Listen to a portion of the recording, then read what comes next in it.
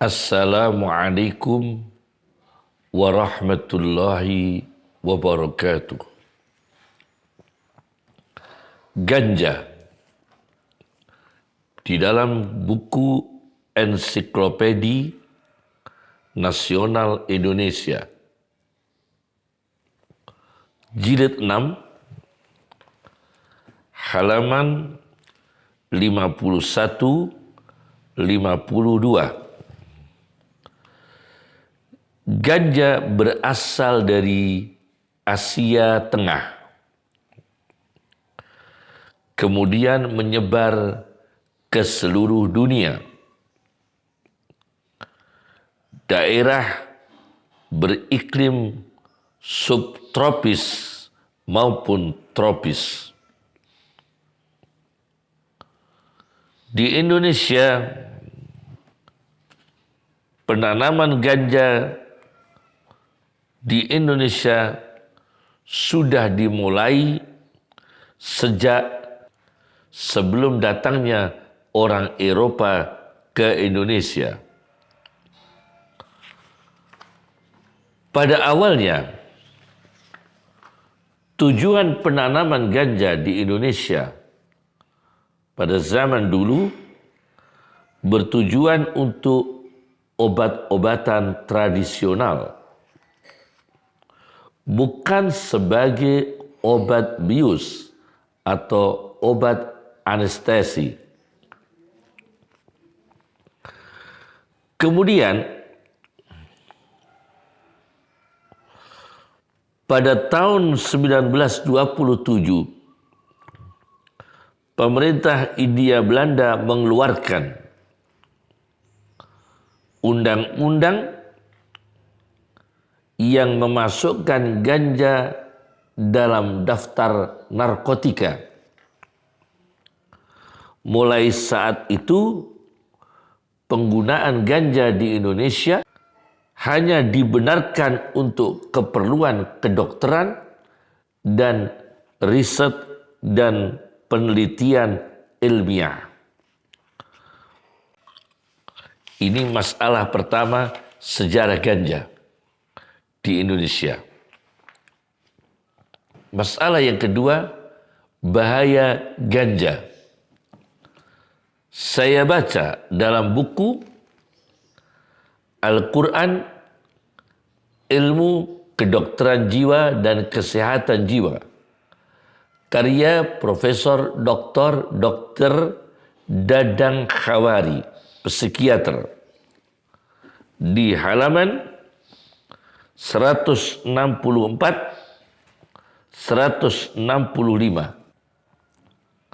Beliau Profesor Dadang Khawari menjelaskan di sini dalam pengalaman empiris pemakaian ganja pencetus bagi terjadinya gangguan jiwa, adanya waham atau delusi.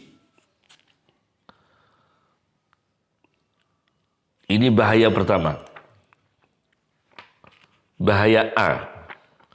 B. Pemakaian ganja menimbulkan gangguan mental organik, yaitu gangguan dalam fungsi berpikir, perasaan dan perilaku. Ini terjadi karena reaksi langsung ganja dengan sel-sel saraf otak. C. Orang yang baru menghisap ganja menyebabkan jantungnya berdebar-debar. D. Euforia yang aneh, rasa gembira tanpa sebab. Ini bahaya ganja yang D. E. Bahaya ganja E. Apati, sikap acuh tak acuh terhadap dirinya maupun sekitarnya. Tidak ada kemauan, tidak ada inisiatif, yakni masa bodoh. Ini bahaya ganja E. F. terjadinya kecemasan dan ketakutan yang berlebihan, pikiran paranoid, gangguan dalam menilai realitas, gangguan dalam fungsi sosial, sekolah atau pekerjaan, minatnya dalam aktivitas, dan ini sangat berbahaya pada eksistensi manusia. Ini nomor 2 tentang bahaya ganja. Nomor 3, hukum ganja dalam pandangan Islam. Saya baca dalam kitab Majmu'u Fatawa Ibnu Taimiyah, jilid 34, halaman 204, 205. Beliau mengatakan, wa ammal khashishah, dan adapun ganja al-mal'unah yang terkutuk, al-muskirah yang membuat mabuk, yakni fly, fayya bimanzilati ghairiha minal muskirat, maka sama dengan bahan-bahan lain yang memabukkan. Wal muskir minha haram, dan semua yang memabukkan itu haram, yang mengganggu akal manusia haram. Bittifaqil ulama, ini konstitusi seluruh ulama Islam.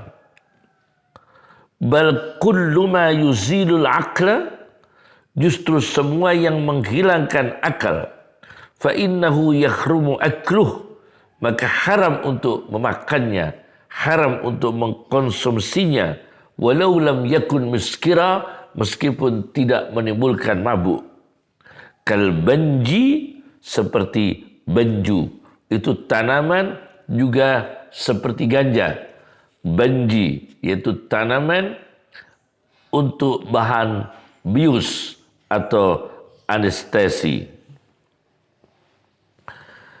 Kemudian Ibnu Taimiyah menukil hadis Nabi sallallahu alaihi wasallam, kullu muskirin khamrun wa kullu khamrin haram.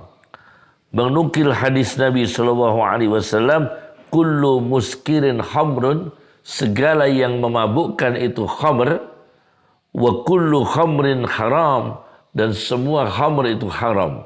Apa khamr? Khamr itu khamr al-aqla, apa-apa zat yang menutup, mengganggu, merusak akal, itu khamr. Ya. Bahkan Ibnu Taimiyah mengatakan bahwa ganja ini muncul di tengah-tengah umat Islam pada akhir-akhir abad 6 Hijriah dan awal-awal abad 7 Hijriah, di mana menangnya kedaulatan Tatar dan munculnya pedang, yaitu munculnya kekuasaan otoriternya Genghis Khan. Wakanat hadhihi al-hashishah al-mal'unah min a'dhamil munkarat, dan ganja ini yang terkutuk merupakan di antara kemungkaran yang paling besar. Ibnu Taimiyah menambahkan, wa turisul junun, membawa kegilaan, wa katsirun minan nas sara majnuna, dan banyak orang menjadi gila bisa babi akliha, karena sebab mengkonsumsi, memakai ganja. Masalah keempat, hukum pengobatan at-tadawi dengan menggunakan zat-zat yang haram, di antaranya ganja, dalam kondisi darurat. Bagaimana hukumnya? Saya baca di dalam kitab ilmiah Al-Mawsu'ah At-Tibbiyah Al-Fiqhiyah, Ensiklopedi Kedokteran dan Fikih, karya Dr. Ahmad Muhammad Kan'an, di halaman 160-161.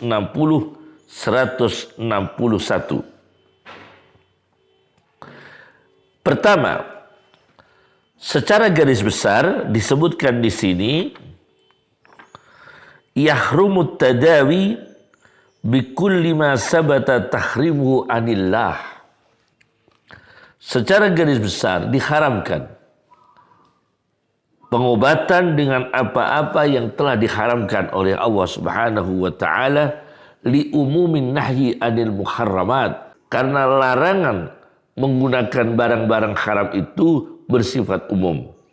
Kal khamri, pakai khamr tidak boleh. Wal khinzir, bahan babi tidak boleh. Wal maitati, bahan bangkai tidak boleh. Kemudian ada hadis Nabi SAW, fatadawu, maka gunakan obat.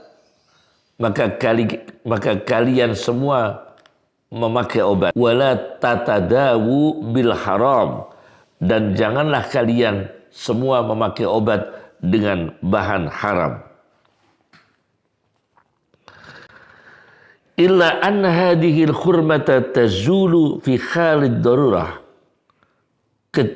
melainkan sesungguhnya hukum haram ini hilang dalam keadaan darurat, awil hajah, atau keadaan hajat, allati tunazzalu manzilatad darurah, yang hajat itu ditempatkan dalam posisi darurat.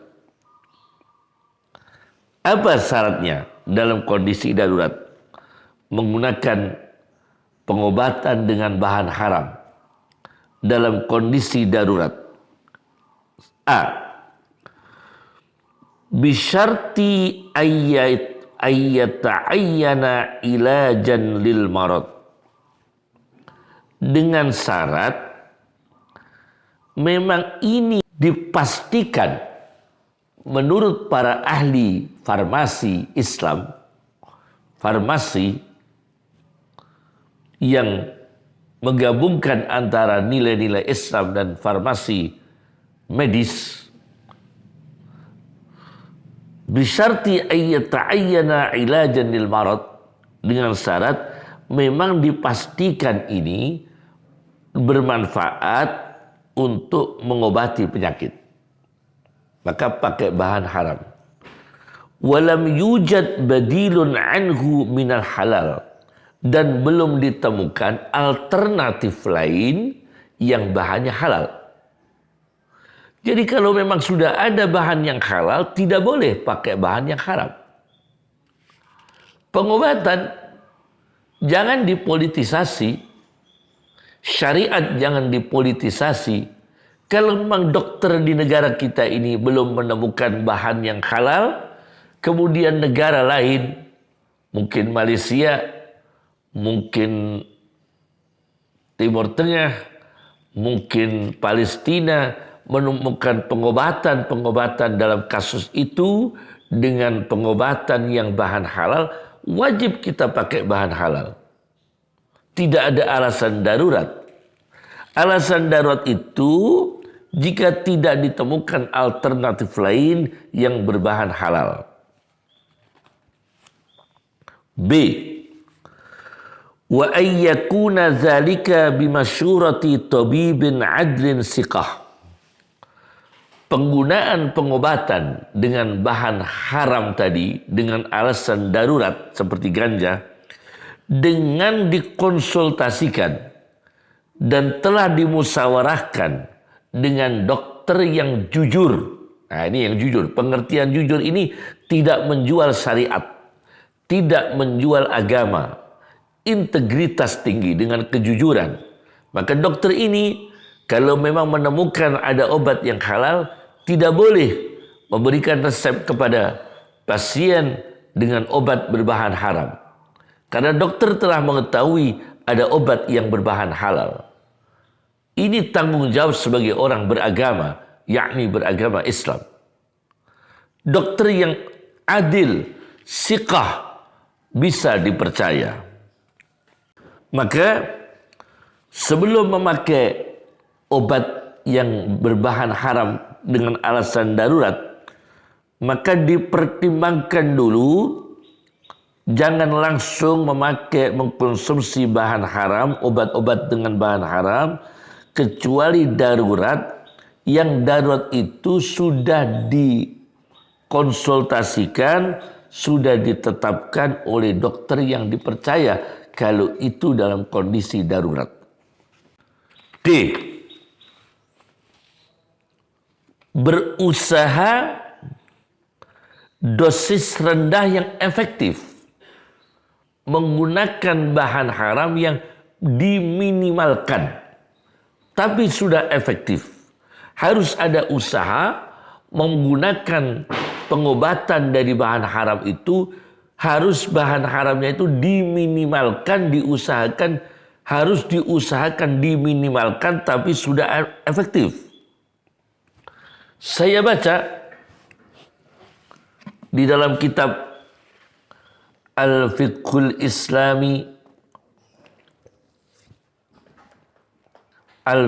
Islami wa Adillatuh, karya Profesor Dr. Wahbah Az-Zuhaili, di jilid 6 halaman 166. Di sini disebutkan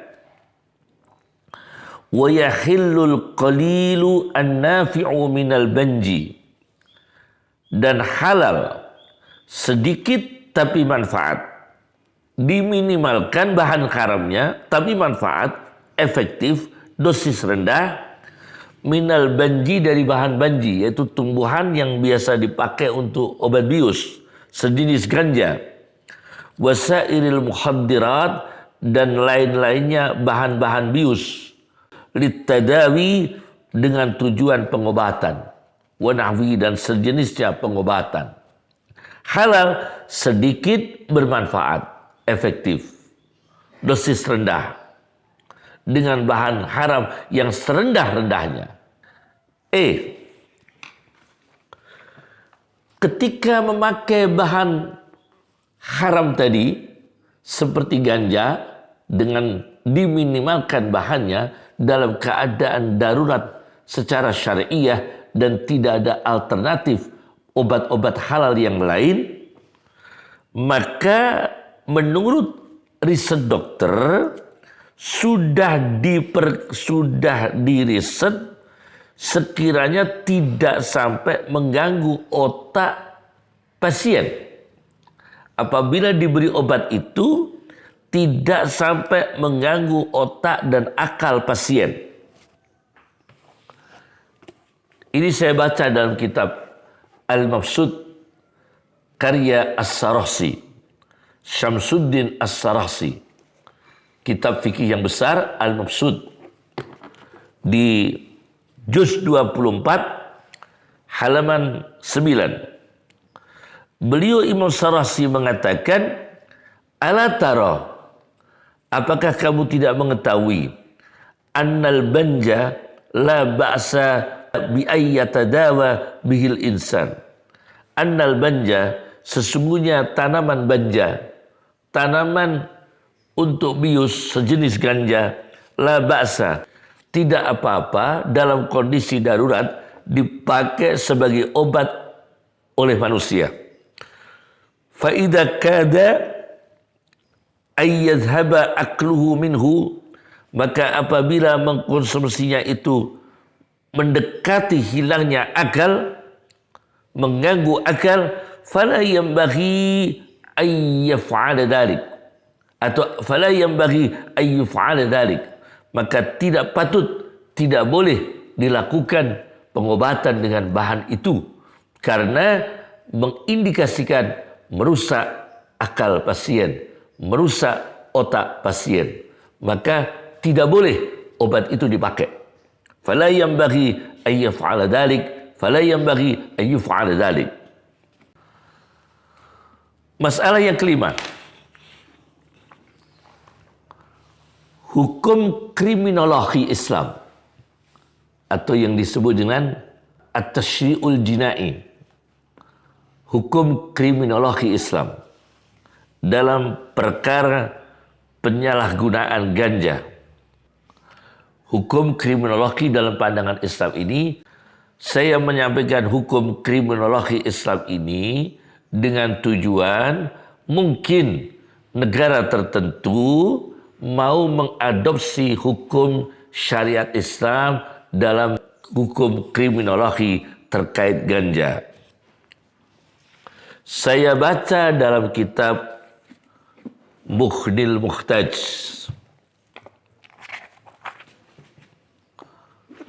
Mughnil Muhtaj.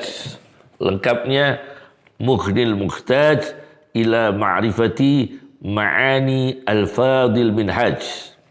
Karya Syekh Muhammad Khatib Asy-Syarbini.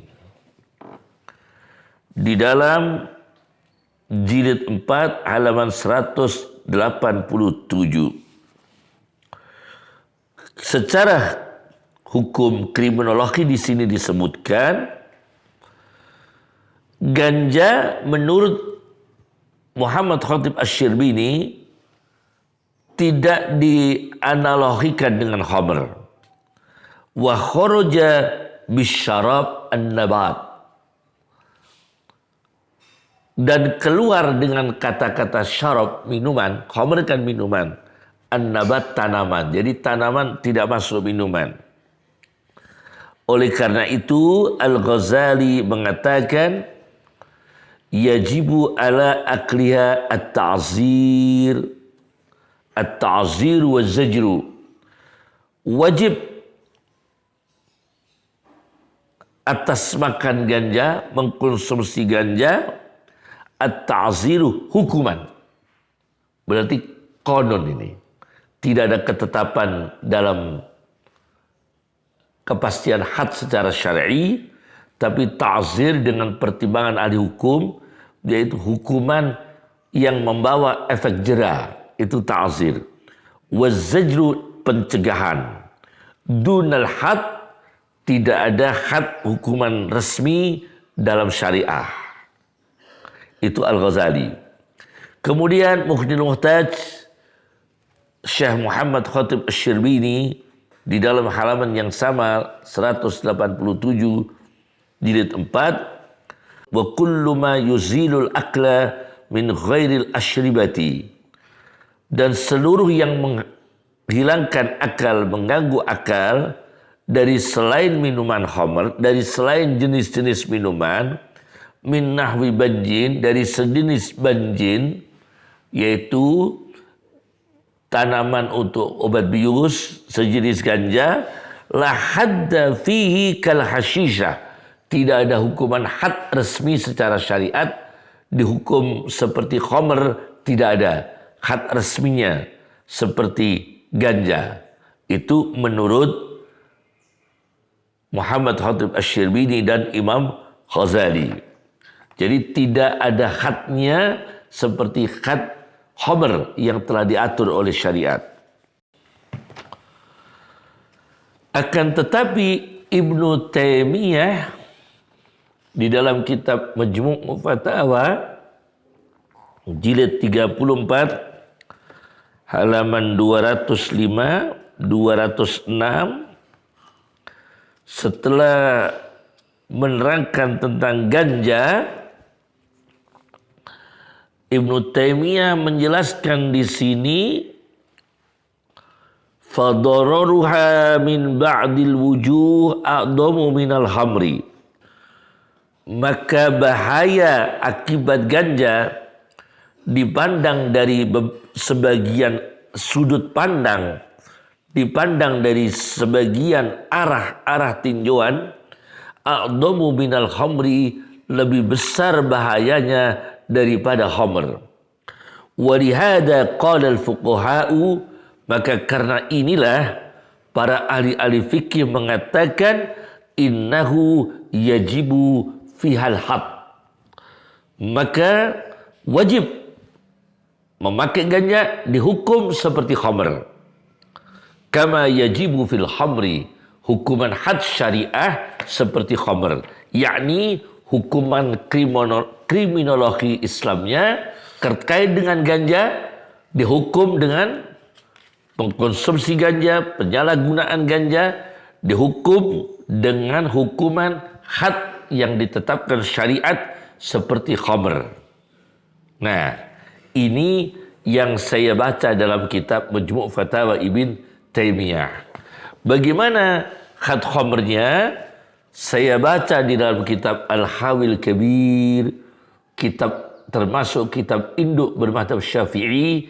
Ini kitab Hawil Kabir sebelum Al-Ghazali, sebelum ada kitab Al-Wajiz karya Al-Ghazali. Ini sebelum Imam Ghazali, sebelum ada kitab Al-Aziz karya Ar-Rafi'i, sebelum kitab Nawawi Rawdatul Talibin, Majmu' Syarah Muhaddab, itu belum ada. Ini kitab fikih madzhab Syafi'i yang sangat klasik, Al-Hawil Kabir karya Imam Al-Mawardi di jilid 17 halaman 316-317. Beliau menukil hadis Nabi dibawa ke hadapan Rasulullah SAW, seorang laki-laki yang minum khamr, kemudian dicambuk dengan 2 pelepah kurma, dicambukkan 40 kali. Ingat ya, dicambuk dengan 2 pelepah kurma, dicambukkan 40 kali. Bijaridataini nahwal arba'in. Jadi 2 pelepah kurma dicambukkan kira-kira 40 kali. Wa fa'alahu Abu Bakrin. Dan hukum kriminologi ini masih dipakai oleh Abu Bakar. Ketika masa Umar bin Khattab, Umar bin Khattab bermusyawarah dengan para ulama dan Abdurrahman bin Auf mengusulkan akhafful hudud samanun. Yang paling ringan had-had syariat itu 80. Maka oleh Umar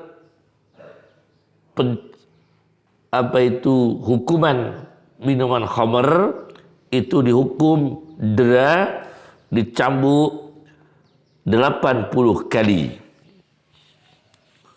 Kemudian ada hadis lagi, anna Rasulullah sallallahu alaihi wasallam jalada fil khamri arba'in. Sesungguhnya Rasulullah SAW mencambuk kasus minuman khamr dengan 40 cambuk, bina'lain, dengan 2 sandal. Jadi 2 sandal dipukulkan, dicambukkan selama 40 kali. Falamma kana zaman Umar, pada waktu zaman Umar, jalada badala kulli na'lin, maka Umar gantinya tiap sandal sauton, 1 pecut. Nah, gantinya tiap sandal 1 pecut. Jadi kan itu kan 2 sandal. 2 sandal dicambukkan Rasulullah pada orang yang minuman khamr, 2 sandal 40 kali, berarti kan 80 sandal. Oleh karena itu Umar per sandal itu diganti 1 pecut menjadi 80 pecut pada zaman Umar bin Khattab untuk memberikan hukuman pada pengkonsumsi khamr, penyalah orang yang minuman khamr. Nah, ini kalau dipakai seperti usulnya para ahli fikih yang dikutip oleh Ibnu Taimiyah ketika menghukum pemakai ganja dengan memakai hukuman khamr, had khamr, hukuman khamr, hukuman peminum khamr dalam pandangan syariat Islam. Dan ini hukuman sifatnya saya menginformasikan dalam pandangan syariat, dan itu mungkin ada beberapa negara untuk mempelajari hukum kriminologi Islam, barangkali bermanfaat untuk sebagai inspirasi atau untuk diadopsi bukan berarti kita memaksakan untuk menerapkan hukum ini di negara. Tidak boleh kita memaksakan kehendak, tidak boleh kita dengan radikalisme, dengan terorisme, dengan separatis untuk memaksakan hukum ini. Tidak boleh. Jadi kita dengan menjaga kondusivitas kedamaian di suatu negara. Cukup sekian. Assalamualaikum warahmatullahi wabarakatuh.